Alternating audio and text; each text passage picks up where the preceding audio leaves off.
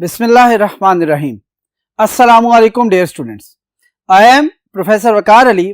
आज हम lecture number 11 chapter number 5 network communication and protocols में से OSI मॉडल की लेयर्स के बारे में डिस्कशन करेंगे और एंड पर हम देखेंगे कि इन लेयर्स पर मौजूद प्रोटोकॉल्स और डिवाइसेस कौन कौन सी है।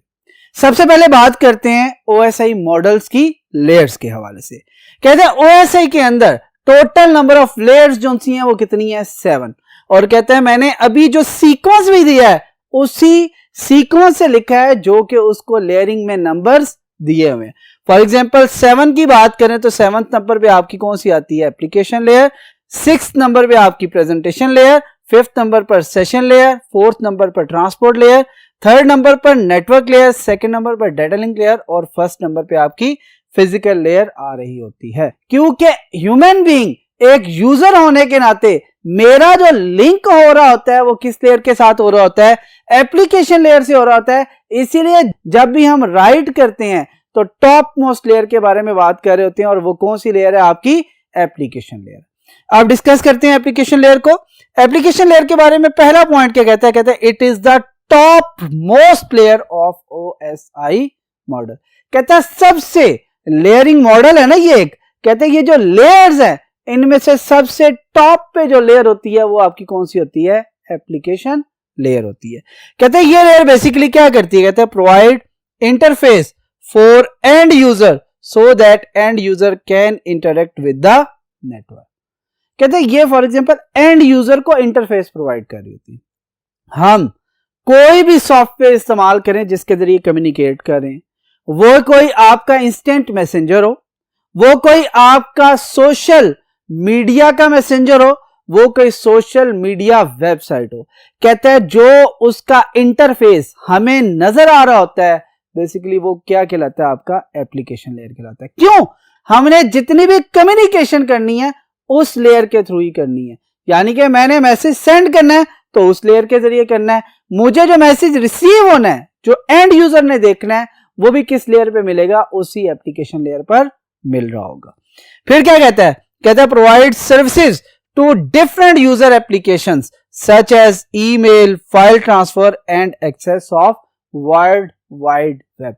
मैंने कोई फॉर एग्जांपल अगर वेबसाइट ओपन करनी है तो मैं क्या करता हूं, अपना वेब ब्राउजर जब ओपन करता हूं तो वेब ब्राउजर मुझे एक इंटरफेस प्रोवाइड करता है। वो इंटरफेस किसके लिए है, मेरे लिए, यानी कि यूजर के लिए। बात क्लियर हो रही है।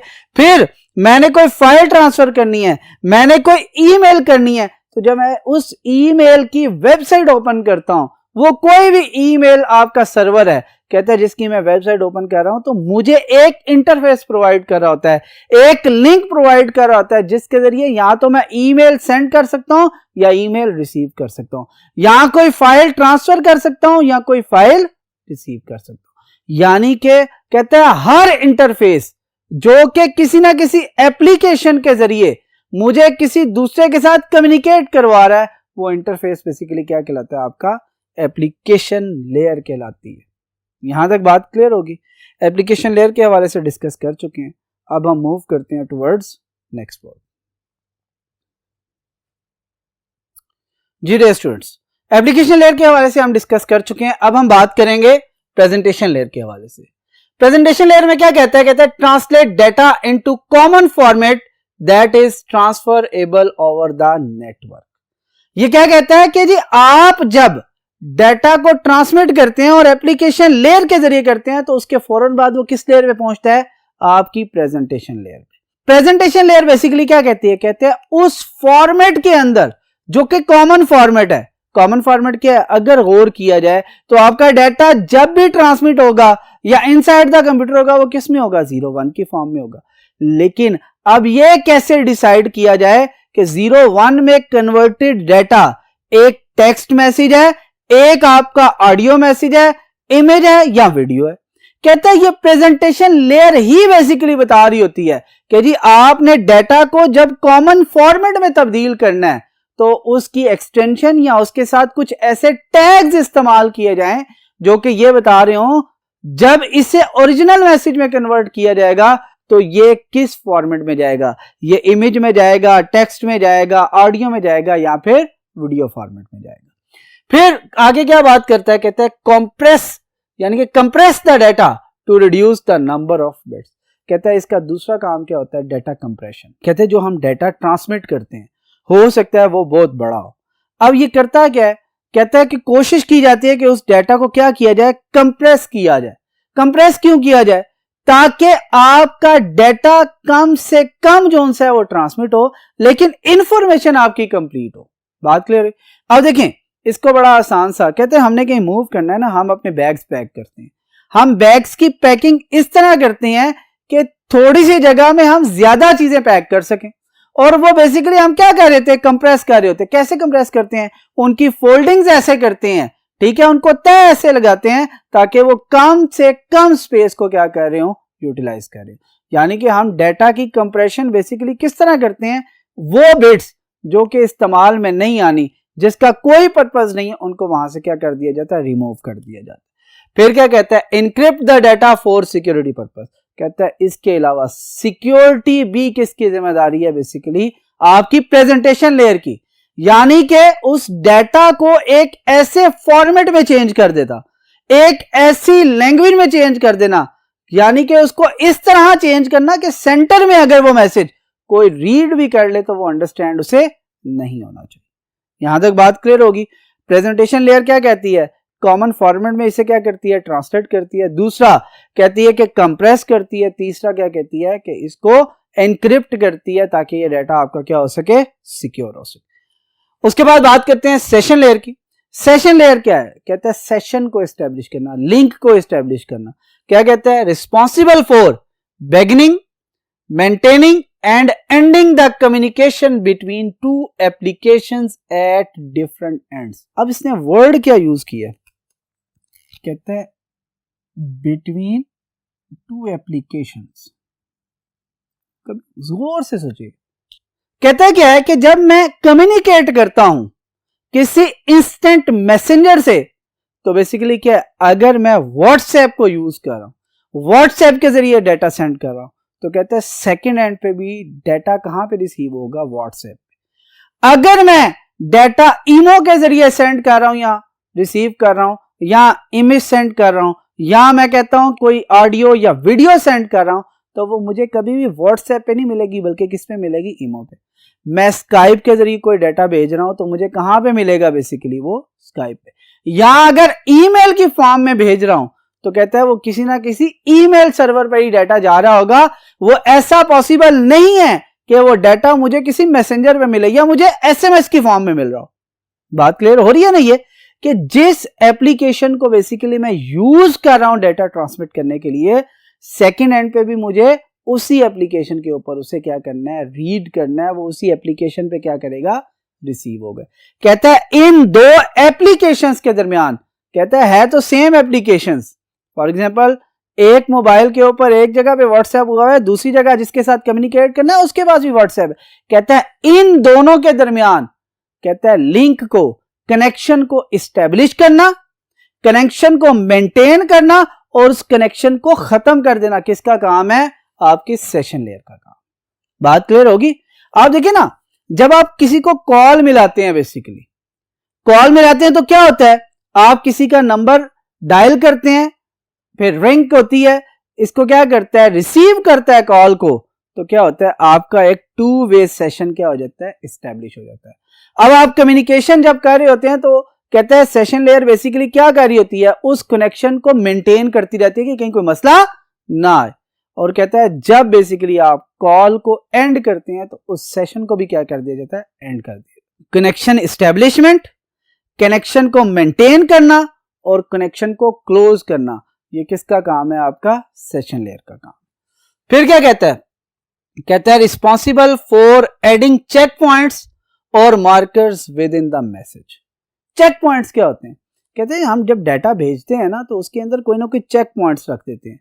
वो चेक पॉइंट्स इसलिए रखे जाते हैं ताकि रिसीवर एंड पे जब वो डाटा मिले तो याद रखें उसमें किसी किस्म का कोई इशू ना हो।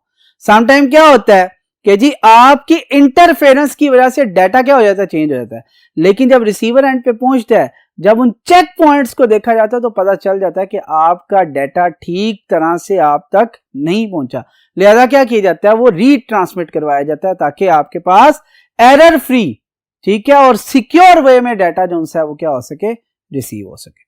फिर क्या कहता है perform security, name recognition, logging and other function. कहता है सिक्योरिटी प्रोवाइड करना किसका काम है, सेशन लेयर का। नेम रिकग्निशन प्रोवाइड करना किसका काम है, आपकी सेशन लेयर का। और इसके साथ लॉगिंग की जो सी इंफॉर्मेशन है ये प्रोवाइड करना भी किसका काम है, आपके सेशन लेयर का। यहां तक बात क्लियर होगी। इससे नेक्स्ट बात करते हैं, ट्रांसपोर्टेशन की बात कर रहा है। क्या कहता है responsible for source to destination delivery of entire message. अब जरा गौर करें, हमने जब डिफरेंट लेयर्स की डिस्कशन की थी ना, तो पहली 3 लेयर्स जो कि एप्लीकेशन, प्रेजेंटेशन और सेशन थी, वहां तक हमने कहा था डाटा ओरिजिनल फॉर्म में रहता है। लेकिन जैसे ही ट्रांसपोर्ट लेयर पे आता है तो वो किस फॉर्म में चेंज होता है, सेगमेंट्स में कन्वर्ट हो जाता है, यानी कि छोटे छोटे हिस्सों में डिवाइड होता है। कहता है याद रखिएगा, ये छोटे छोटे हिस्सों में डिवाइड होने के बाद पूरा का पूरा मैसेज सोर्स से लेकर डेस्टिनेशन तक, सेंडर से लेकर रिसीवर तक, ट्रांसमीटर से लेकर एंड नोड तक, जो भी उसका रिसीवर है, ठीक है, जो भी उसका डेस्टिनेशन है, वहां तक डाटा पूरा डिलीवर करवाना किसका काम है, आपका ट्रांसपोर्ट लेयर का काम। कहता है responsible for source to destination delivery of entire message, पूरे के पूरे मैसेज। बात क्लियर होगी। फिर क्या कहता है हैंडल्स क्वालिटी कंट्रोल। कहता है क्वालिटी में फर्क नहीं आना चाहिए, हर तरह की क्वालिटी को उसने देखना है। कैसे? कहता है data receives in the right format and in the right order. आपने क्या किया था, एक बड़े मैसेज को छोटे छोटे हिस्सों में डिवाइड कर लिया था। जब छोटे हिस्सों में डिवाइड किया जाता है तो आप क्या करते हैं, उनको टैग लगाते हैं, उनको बताते हैं कि ये first part of the message है, ये second part of the message है, ये third part of the message है और ये फोर्थ पार्ट है। कहता है इसको राइट फॉर्मेट में ट्रांसमिट करना किसका काम है, ट्रांसपोर्ट लेयर का। फिर राइट ऑर्डर में ट्रांसमिट करना किसका काम है, आपका ट्रांसपोर्ट लेयर का। और अगर ये रिसीवर एंड पे है तो कहता है जब राइट फॉर्मेट में इससे मिल गया वो डाटा तो उसे राइट अरेंजमेंट करना, यानी कि पहला पार्ट पहले, दूसरा दूसरी नंबर पर, तीसरा तीसरे नंबर पर, चौथा चौथे नंबर पर प्लेस करके एक मैसेज बनाना भी किसका काम है, बेसिकली आपका ट्रांसपोर्ट लेयर का काम। यहां तक बात क्लियर होगी। मैं ये पहले बता चुका हूं कि ट्रांसपोर्ट लेयर बेसिकली एक बड़े मैसेज को क्या करती है, छोटे छोटे पैकेट्स या फिर किसमें, सेगमेंट्स में कन्वर्ट करती है। यहां तक बात क्लियर होगी। कहते हैं जैसे ट्रांसपोर्ट लेयर से वो जो आपके सेगमेंट्स है किस पे पहुंचते हैं, नेटवर्क लेयर पे, वो किस में कन्वर्ट हो जाते हैं, आपके पैकेट्स में कन्वर्ट हो। और कहता है अब इसकी रिस्पॉन्सिबिलिटी की बात करें, कहता है responsible for source to destination delivery of packets.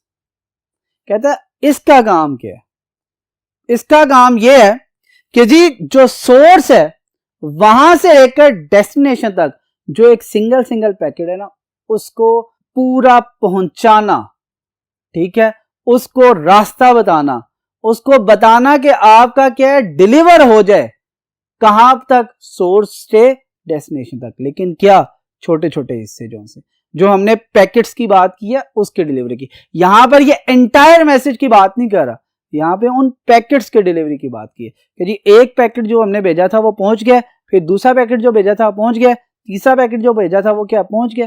बस इन चीजों को चेक करना किसका काम है, आपका नेटवर्क लेयर का। और फिर कहता है इसका काम एक राउटिंग करना भी है। राउटिंग का क्या मतलब है, कहता है राउटिंग का वर्ड रूट से निकला है, यानी कि आपके पास एक जगह से दूसरी जगह डाटा पहुंचाने के लिए मल्टीपल रूट्स हैं। कहता है उसमें से बेस्ट पाथ आइडेंटिफाई करना, बेस्ट पाथ सिलेक्ट करना और फिर उस पे डाटा ट्रांसमिट करना किसका काम है, बेसिकली आपका नेटवर्क लेयर का काम। यहां तक बात क्लियर होगी। नेटवर्क लेयर बेसिकली क्या कह रही है, कहता है रिस्पॉन्सिबल है source to destination delivery of packets.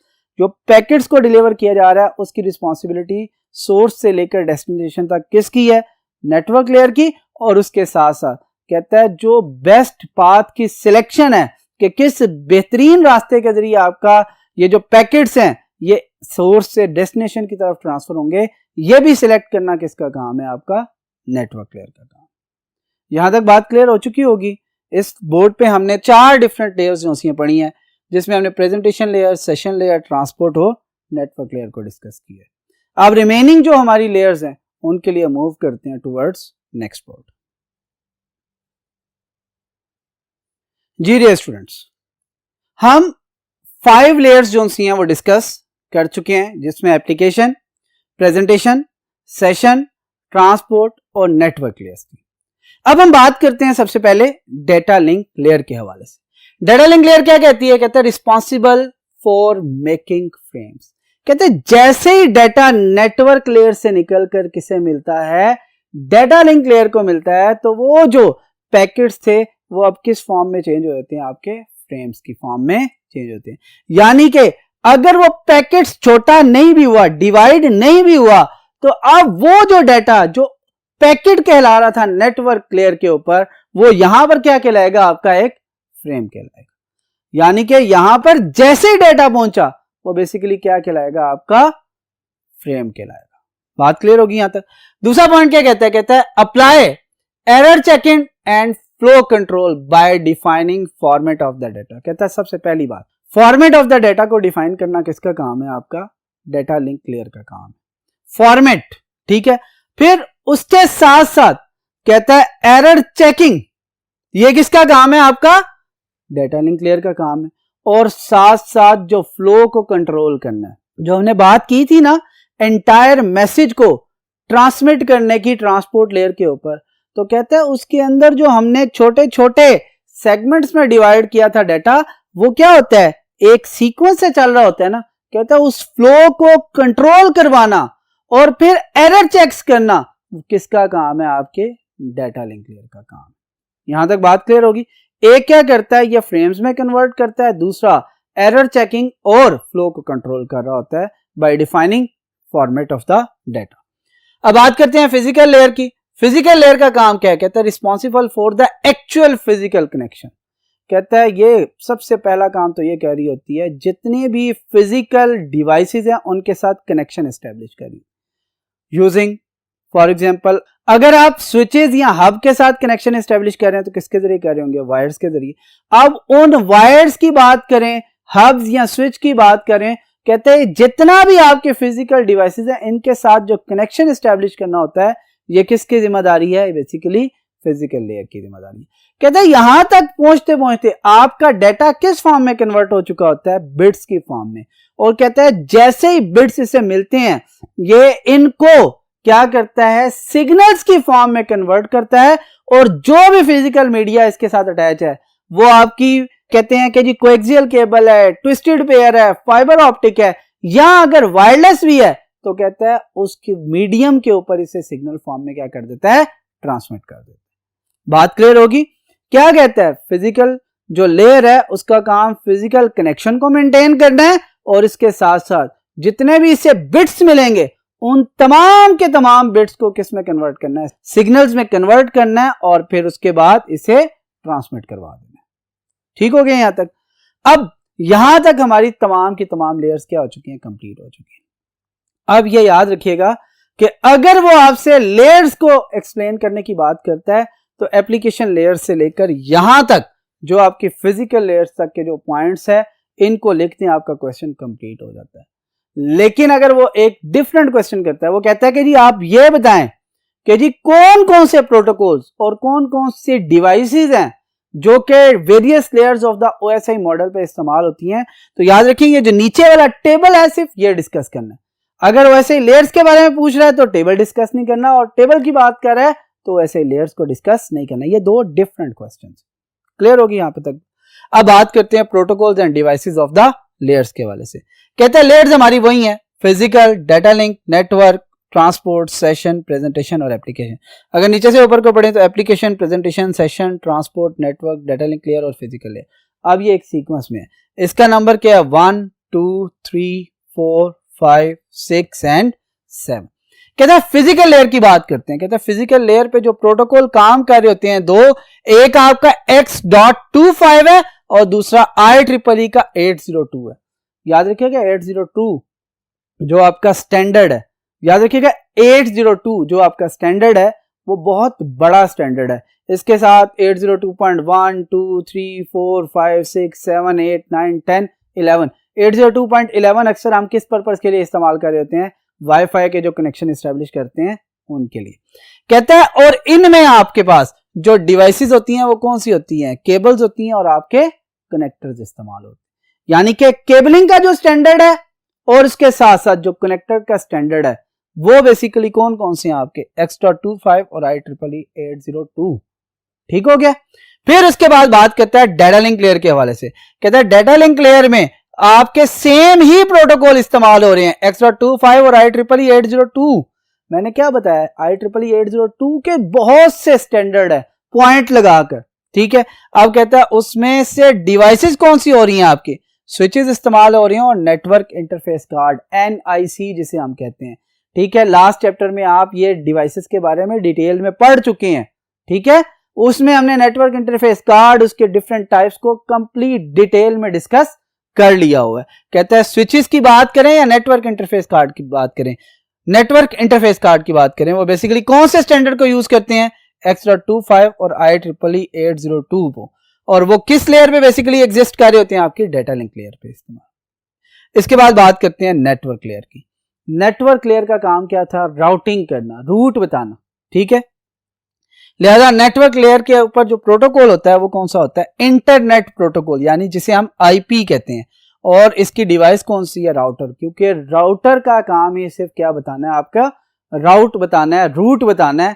ठीक है, और वो बेसिकली बता रहा होता है कि कौन सा बेस्ट पाथ है जिस पे आप डाटा क्या कर सकते हैं, ट्रांसमिट कर सकते हैं। फिर बात करते हैं ट्रांसपोर्ट लेयर। ट्रांसपोर्ट लेयर का काम ट्रांसपोर्टेशन था। उसके लिए जो प्रोटोकॉल है TCP, T for transmission, C for control, P for protocol, transmission control protocol. और कहता है यहां पर जो डिवाइसेस इस्तेमाल की जा रही हैं वो राउटर भी हैं और इसके साथ साथ गेटवेज भी हैं। इन दोनों डिवाइसेस के हवाले से हम कम्युनिकेशन डिवाइसेस के अंदर डिटेल में डिस्कशन कर चुके हैं। फिर बात करते हैं सेशन लेयर की। सेशन लेयर का काम क्या था, सेशन एस्टेब्लिश करना, मेंटेन करना और इसके साथ साथ उस सेशन को टर्मिनेट करना, क्लोज करना, किसका काम था, आपका सेशन लेयर का काम था। और कहता है यहां पे जो प्रोटोकॉल एग्जिस्ट कर रहा होता है वो बेसिकली कौन सा है, नेट बायोस, जो कि इन तमाम चीजों को क्या कर रहा होता है, मैनेज कर रहा होता है। और इसकी जो डिवाइस है वो कौन सी है, गेटवे। अब अगर गौर करें, कहता है इससे अबव जितनी भी लेयर होंगी आपकी वो सारी की सारी कौन सी हैं, आपकी गेटवेज हैं। क्यों, कहता है कि जी याद रखिएगा राउटर से ऊपर की लेयर्स में मोस्टली जो आपकी डिवाइस काम कर रही होगी वो कौन सी है, आपकी गेटवे। बात क्लियर होगी यहां तक। इसी वजह से आप देख लें, अब जितनी नीचे की लेयर्स हैं उन तमाम में आपकी जो डिवाइस है वो कौन सी है, गेटवे है। ठीक है, लेकिन आपके प्रोटोकॉल क्या हो रहे हैं, चेंज हो रहे हैं। सेशन लेयर में net BIOS, device gateway. Presentation layer की बात करें तो आपका प्रोटोकॉल कौन सा है, ओरिजिनली आपकी विंडोज की बात कर रहा है। क्यों, विंडोज बेसिकली फॉर्मेटिंग के हवाले से बता रही होती है ना, कौन सा फॉर्मेट आपका डाटा है जिसे कॉमन आपने फॉर्मेट में क्या करना है, चेंज करना है। और गेटवे ही है यहाँ पर भी डिवाइस। और जब हम बात करते हैं एप्लीकेशन लेयर की तो कहता है एप्लीकेशन लेयर का जो प्रोटोकॉल है that is HTTP, hyper text transfer protocol. और यहाँ पे भी डिवाइस आपकी कौन सी है, गेटवे। आप देखें जब बेसिकली आप लिखते हैं ना www.google.com बेसिकली, तो बेसिकली आप क्या करते हैं, आप गूगल की रिक्वेस्ट करते हैं किस फॉर्मेट में, पीछे आप देखें अगर उस नेम के साथ लिखा हुआ नजर आ जाता है HTTP, या समटाइम उसकी जो एनहांस्ड फॉर्म है HTTPS, यानी कि आपका डाटा जो ट्रांसफर होगा हमारे सिस्टम से गूगल की तरफ और गूगल से हमारे सिस्टम की तरफ, वो किस फॉर्मेट में होगा, आपका HTTP में। लिहाजा एप्लीकेशन लेयर किस प्रोटोकॉल को यूज कर रही होगी, हाइपर टेक्स्ट ट्रांसफर प्रोटोकॉल। और इसकी डिवाइस कौन सी है, आपकी गेट। यहां तक बात क्लियर होगी। आज के लेक्चर में हमने डिस्कस किया ओपन सिस्टम इंटरकनेक्शन की डिफरेंट लेयर्स को। वो लेयर्स जो सी थी वो थी application layer, presentation layer, session layer, transport layer, network layer, data link layer और फिजिकल लेयर। पहले हमने इसे थ्योरेटिकली रीड किया, इनके डिफरेंट पॉइंट्स को डिस्कस किया और फिर एंड पर हमने ये देखा कि ये जो डिफरेंट लेयर्स हैं इनके ऊपर कौन कौन से प्रोटोकॉल्स काम कर रहे होते हैं। और साथ में हमने ये भी देखा कि हर लेयर के ऊपर कोई ना कोई डिवाइस काम कर रही होती है और वो डिवाइस कौन सी है। ये कंप्लीट का कंप्लीट जो सा टॉपिक था आज हम डिस्कस कर चुके हैं। उम्मीद है कि आज का लेक्चर आपको समझ आ चुका होगा। इंशाल्लाह नेक्स्ट लेक्चर में आपसे फिर मुलाकात होगी। अल्लाह हाफिज।